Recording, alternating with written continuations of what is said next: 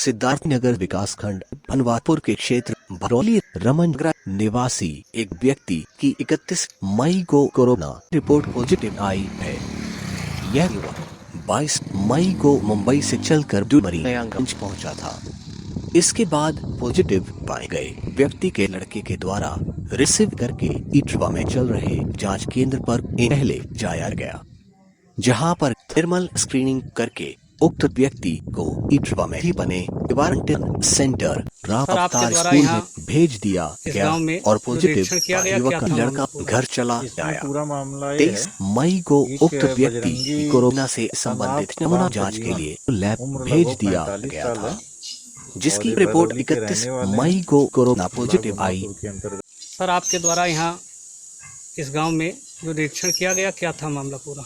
इसमें पूरा मामला ये है, एक बजरंगी सनाफ राम सजीवन, उम्र लगभग 45 साल है और ये भरौली के रहने वाले हैं, ब्लॉक भनवारपुर के अंतर्गत के निवासी हैं। इनकी सैंपलिंग कराई गई थी 22 तारीख में और कोरोना का टेस्ट में पॉजिटिव आए थे। और इस गांव के चूँकि निवासी हैं तो मेरी टीम के द्वारा यहाँ पे आके उनके परिवार वालों से इस बात की सूचना भी दी गई और साथ में सारी जानकारियाँ भी दी गई कि इस बीमारी से क्या क्या हो सकता है, क्या कैसे बचा जा सकता है, क्योंकि घर में इनके परिवार में 1-2 लोग और बाहर से आए हुए हैं। और ये बताया भी गया कि इससे घबराने की ज़रूरत नहीं है, क्योंकि जिसका रिपोर्ट पॉजिटिव आया है वो ये सिम्टोमेटिक है, मतलब कहने का ये कि उनमें कोई लक्षण नहीं है। लक्षण ना होने के बावजूद वो पॉजिटिव पाए गए हैं और ये ऑलरेडी चूँकि इंटर कॉलेज राम अवतार इंटर कॉलेज यहाँ इटवा में है, वहाँ पे रखे गए थे और वहाँ से हम लोगों ने इनको जो कोविड-19 के लिए स्पेसिफिक हॉस्पिटल बनाया गया है बर्डपुर में, यहाँ से शिफ्ट कर दिया गया है। उनका स्वास्थ्य परीक्षण के दौरान भी हम लोगों ने सुबह भी स्वास्थ्य परीक्षण किया है ये बजरंगी जी का, और वो एकदम स्वस्थ हैं, ये सिम्टोमेटिक हैं। क्योंकि पॉजिटिव होने की वजह से जो इसमें प्रोसेस होता है उनको कोविड-19 हॉस्पिटल में ही शिफ्ट किया जाता है, तो उनको शिफ्ट कर दिया गया है और उनको उनके घर वालों की इसकी सूचना देके। तो ये परिवार के संपर्क में अपने आए थे कि नहीं? नहीं, वहीं से क्वारंटीन हो गए थे इटवा में। अपना ये अल फारूक में इनका स्क्रीनिंग टेस्ट हुआ है। स्क्रीनिंग टेस्ट के बाद वहीं से सरकारी गाड़ी के माध्यम से इनको राम अवतार इंटर कॉलेज में क्वारंटीन कर दिया गया। आज सुबह 4 बजे हम लोग के पास इसकी सूचना आई है रिपोर्ट, और इसके बाद से हम लोग मिलकर सारा चीज़ करवा ली है। कुछ लोगों का ही गांव में कहना था कि इनका लड़का इनके संपर्क में आया था। हाँ, इनका लड़का इनके संपर्क में आया है, वो भी बाहर से आया हुआ है, लेकिन अभी उसमें कोई इस तरीके के लक्षण भी नहीं है।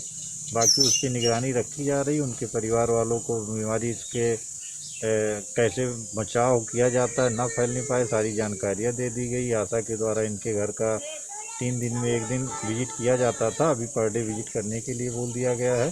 सावधानी रखने के लिए बात कर ली गई है। घरों पे फ्लेयर लगाए जाते हैं, पोस्टर लगाया गया है और वो पोस्टर के हिसाब से जो कानूनन व्यवस्था दी गई है घर में रहने की, उसके बारे में सख्त और सरल भाषा में जानकारी भी दी गई है। अगर किसी तरीके से कोई उल्लंघन करते पाए जाएंगे तो कानूनन कार्रवाई जो हो सकता है प्रशासनिक स्तर से सूचना देने के बाद ग्राम निगरानी समिति के माध्यम से करवाई जाएगी। आज आपके द्वारा क्या क्या तैयारियां यहाँ करवाई गई?